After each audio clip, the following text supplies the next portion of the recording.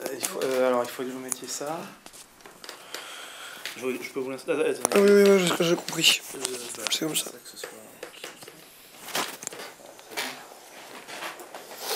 Alors si vous voulez parler, c'est très bien parce que je vais pouvoir faire le niveau comme ça. Bah, je sais pas quoi dire. Voilà. À Paris. Un vrai Parisien. Depuis combien de générations? Depuis une. Enfin, pas, je sais pas, enfin, pas depuis très longtemps, mais moi j'ai grandi à Paris.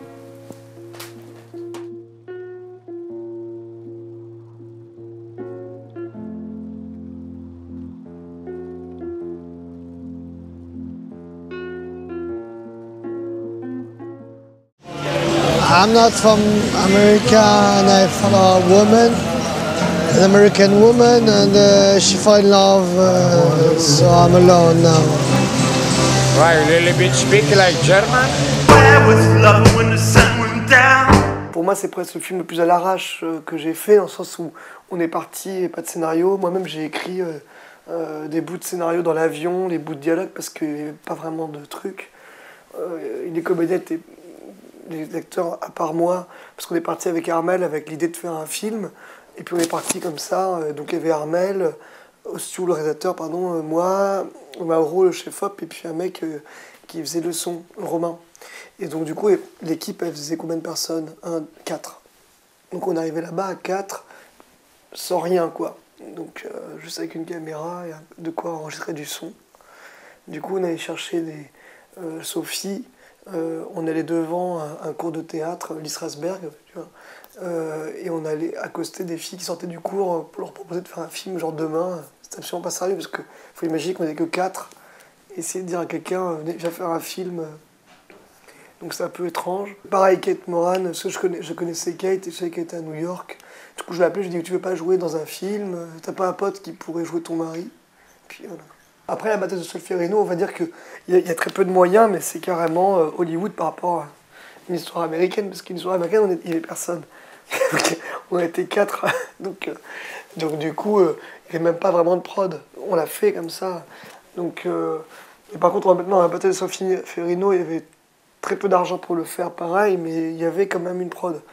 Là, c'était carrément à la dépotée, quoi. Je peux pas expliquer, c'est comme si on se disait, là, maintenant, venez, on va faire un film, et puis on y va, quoi.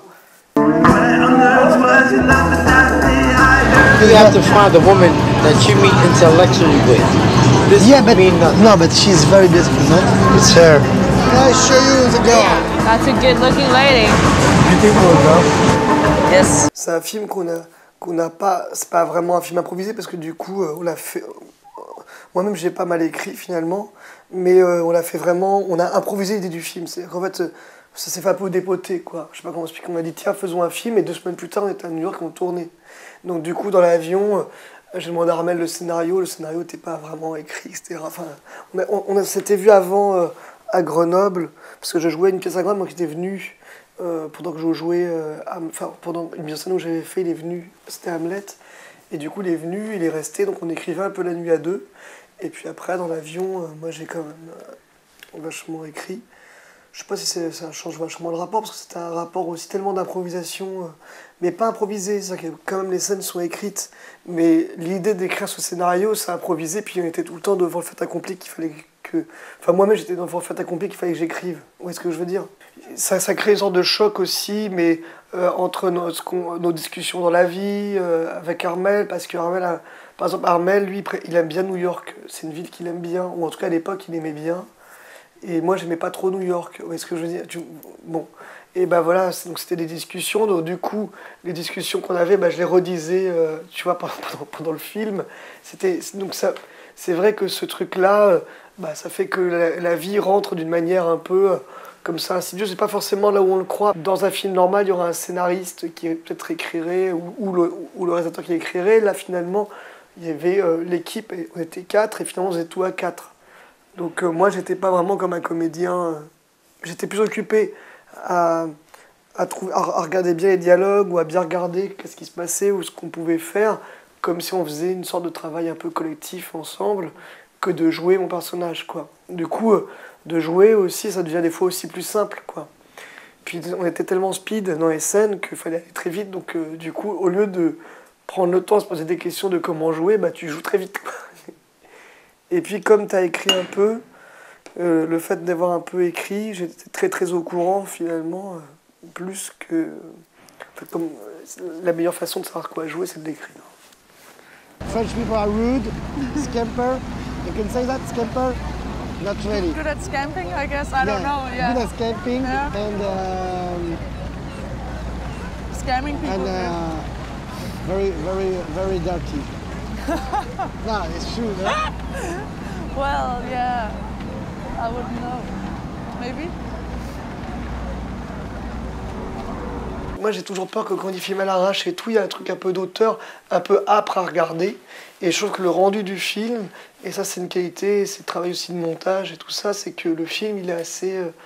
il y a quelque chose de l'ordre de l'humour, et puis les scènes avec les femmes, elles sont outrées finalement. Elles sont pas... C'est pas des scènes amoureuses, c'est des scènes où lui-même est déjà dans une désocialisation de lui-même, quoi. Où il est déjà perdu dans une ville. Il n'y a pas de retour possible pour lui. Moi, je trouve que les endroits, quand on le faisait, j'aimais bien aussi l'idée de Macadam Cowboy. Tu sais, des mecs perdus dans une ville. Ça, c'était important pour moi, en fait, dans ce film. Et c'est vrai que l'affiche, elle raconte autre chose. Et du coup, j'ai l'impression que ça fait que les gens le voient comme une comédie romantique. Mais or, ce n'est pas une comédie romantique, c'est comment, petit à petit, il lâche... comment le personnage lâche petit à petit tout ce qui peut le rattacher socialement à un monde, et dont les femmes. Vous voyez ce que je veux dire? Moi, je trouve ça, c'est aussi une des puissances du film, parce que ça raconte aussi la désintégration sociale, mais pas par le travail, mais par aussi une cellule plus amoureuse, plus intime, et comment il est mangé par la ville. Pour moi, c'est ça l'histoire, c'est un mec mangé par une ville, et qui se délaisse petit à petit de ce qui l'entoure. Donc c'est tragique. Et c'est moins... je trouve qu'il y a beaucoup d'humour, donc du coup, on a envie de le vendre comme un truc, comme une comédie. Mais pour moi, c'est pas une comédie romantique, c'est une comédie tragique. C'est-à-dire que ça finit comme une tragédie.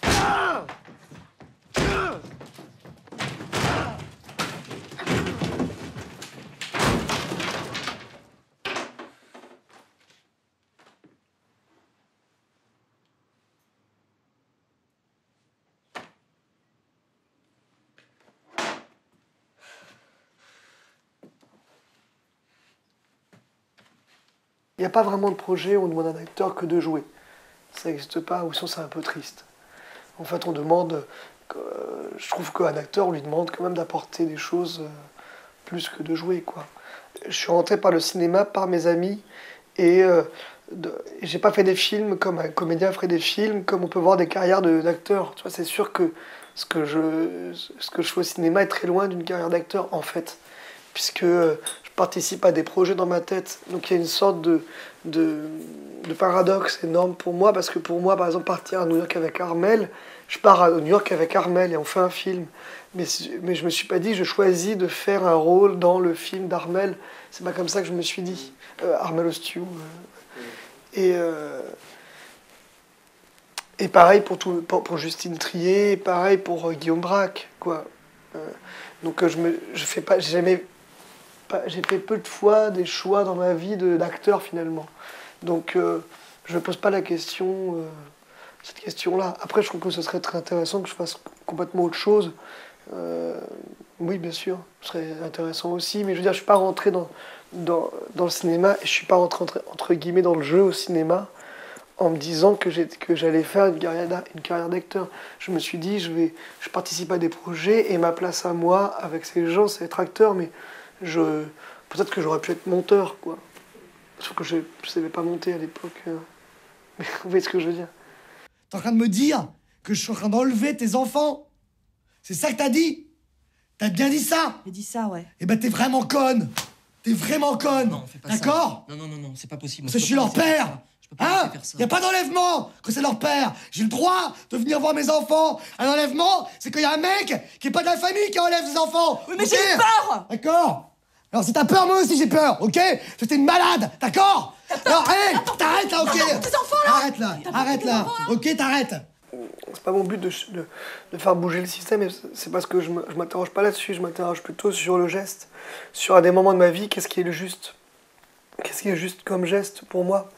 Quand je fais un film, je me dis pas, mais comme quand je fais une pièce, je me demande pas de comment ça va, je me pose pas la question de comment ça va être reçu. Quand j'ai fait le film, j'étais en plein milieu d'une tournée de Au moins je reste un beau cadavre, qui était un spectacle que j'avais fait, qui était un peu un gros spectacle. Et finalement, c'est plutôt moi, en tout cas moi, mon énergie, de me dire tiens demain j'ai envie de faire ça, je le fais, argent par argent. Après, ça veut pas dire que je fais pas des choses sans argent non plus. C'est pas, je veux dire, c'est moi ce que je trouve qui est dommage, c'est d'arrêter de. Non, peut-être ce qui est un peu hors système, c'est que comme moi je suis pas que acteur, ma démarche elle n'est pas comme ça, je me dis pas que je fais une carrière d'acteur quand je joue. Je me dis, c'est des expériences très. Des fois qui sont très lointaines, même les unes des autres, parce qu'on réunit beaucoup les films, mais la bataille de Solferino et La fille du 14 juillet et Tonnerre n'ont rien à voir, quoi, en fait. Ce qui est un peu étrange, c'est que quand on devient plus vieux, on peut aussi s'installer, entre guillemets, dans une vie qui fait qu'on peut de moins en moins prendre de risques à faire des gestes. Ça, c'est vrai que je sais pas si j'y arrive, mais j'aime bien l'idée de continuer à inventer des choses. Et quand j'ai commencé à faire des films où je jouais, pour moi, c'était très léger par rapport au spectacle d'où je venais, que je mettais en scène. Tu vois ce que je veux dire? C'était une manière de me renouveler, bizarrement. Et c'est que j'ai fait pas mal de films, et j'avais fait pas tant que ça, mais qui correspondent à un endroit, parce que c'était l'endroit de mes amitiés, et puis de ça, mais c'était pas des choix de rôle, quoi. C'était plutôt, j'étais emmené là-dessus, et puis pour moi, c'était finalement très agréable, et puis très oxygénant de faire ces films-là, dans le sens où je venais de pièces très lourdes, même avec le texte, qui est, tu vois, t'as vu l'idiot, tu vois, tout ce que je charrie mes spectacles, ou ce que je peux faire moi comme ça, j'ai l'impression que c'est un peu plus lourd. Du coup, c'est devenu une forme d'oxygène aussi. Qu'est-ce qui est bon? Qu'est-ce qui est bon? Mais qu'est-ce qui est bon? Tout ce qui exalte en l'homme, le sentiment de puissance, la volonté de puissance, la puissance elle-même. Qu'est-ce qui est mauvais? Qu'est-ce qui est mauvais? Tout ce qui trouve ses racines dans la faiblesse. Périssent les faibles et les ratés. Premier principe de notre amour des hommes. Et qu'on les aide encore à disparaître. Qu'est-ce qui est plus nuisible que n'importe quel vice? La pitié active pour les ratés, pour les faibles. Le christianisme. C'est jamais clair, mais moi j'ai jamais fait de mise en scène très claire quand je l'ai fait, mais quand je l'ai faite, après Enfin, c'est compliqué à dire parce que je peux pas dire que je me suis perdu, je peux pas dire que je me perds pas. Je peux dire que le résultat, c'est plus. En fait, souvent, ce que je dis aux acteurs, c'est qu'il n'y a pas un chemin A à un point Z.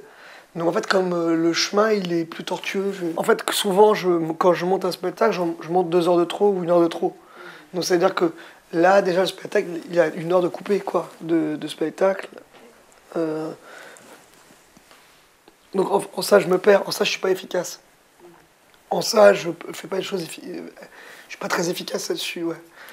Mais donc en ça, là-dedans, je me perds. Par contre, j'ai quand même, quand je commence à répéter avec les acteurs, j'ai quand même bien. En fait, l'idiot, c'est quand même très écrit. Hein. C'est très très écrit, donc il y a ça de texte, c'est très écrit. Même il y a des blagues écrites.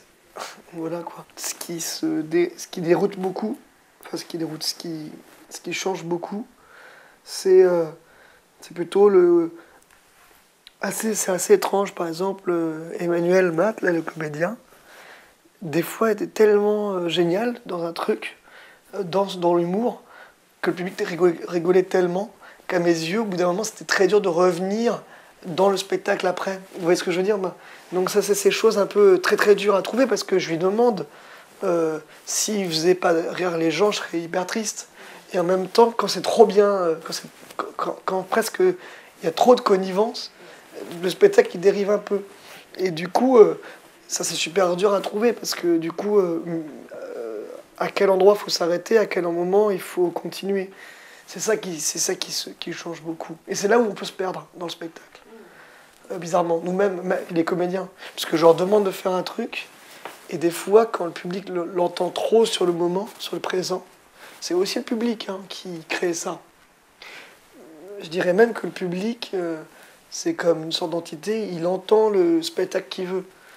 Je dis ça parce que dès le début du spectacle, on sent que le public est venu, il a envie de rigoler, par exemple, donc ça rigole, et au bout d'un moment, on a du mal à remettre le public sur les rails de notre histoire, quoi. Et puis à des moments, ça rigole et hop, ça s'arrête parce qu'ils veulent écouter, et du coup, les acteurs, ils changent un tout petit peu. Donc souvent, j'ai l'impression que le public a le spectacle qu'il mérite.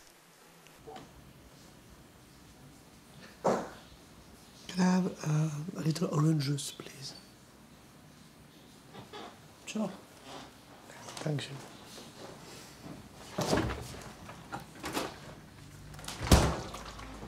But excuse me, no, excuse me. I don't drink like kind of chimic things. I prefer like. It's orange juice. It's. No, I don't drink this. This is chimic. Yeah. No, it's. I mean, it's 100%. No, it's chimic. This is shit. Je sais pas si je suis intéressé, mais j'aime bien l'art contemporain, enfin j'aime bien les installations. Évidemment parce que ça m'inspire pas mal, moi, pour mes spectacles. Donc des fois j'aimerais bien me dire, tiens, je sais pas trop comment faire d'ailleurs pour... j'aimerais bien me mettre à faire des installations, c'est un truc qui me plairait. De changer, de travailler par exemple sur des concepts comme ça, et puis petit à petit amener des acteurs, mais de commencer par une sorte d'œuvre, et puis de l'amener vers le vivant. Ou l'inverse. Ça, c'est un truc qui m'intéresserait, quoi. Et puis, je dis ça parce que souvent, j'ai plein de bouquins d'art comme ça, mais j'ai une tendance à beaucoup regarder ce qui se fait en art contemporain ou en photo. Souvent, je suis plus inspiré par ça que par d'autres choses. Pour le théâtre, je parle. Mais c'est vraiment intéressant. Moi, j'ai un rapport très privé. Par exemple, au cinéma, j'aime pas y aller avec des gens, des fois, parce que je trouve qu'ils me volent mon goût pour les films ou pour les pièces de théâtre. Par exemple, une pièce de théâtre que tout le monde va aimer, ça m'énerve parce que les gens viennent me voir, ah c'est bien, et en fait ça m'enlève mon goût. C'est comme si je me faisais voler mon amour pour les choses. J'ai vachement besoin que ça reste privé. J'aime pas dire que j'aime quelque chose tout de suite et puis aux gens parce que ça me le vole. Et surtout, tu vois, par exemple, au théâtre, tout le monde vient te voir à la fin pour dire c'est bien, pas bien. Et puis alors ça me vole complètement mes émotions propres. Donc c'est bizarre. Donc j'ai du mal à... Si je peux le dire, mais avec 2 ans de retard, quoi, on va dire.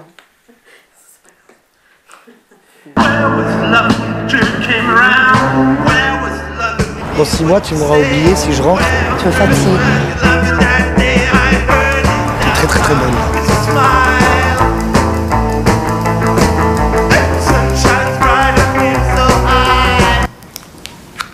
Vincent.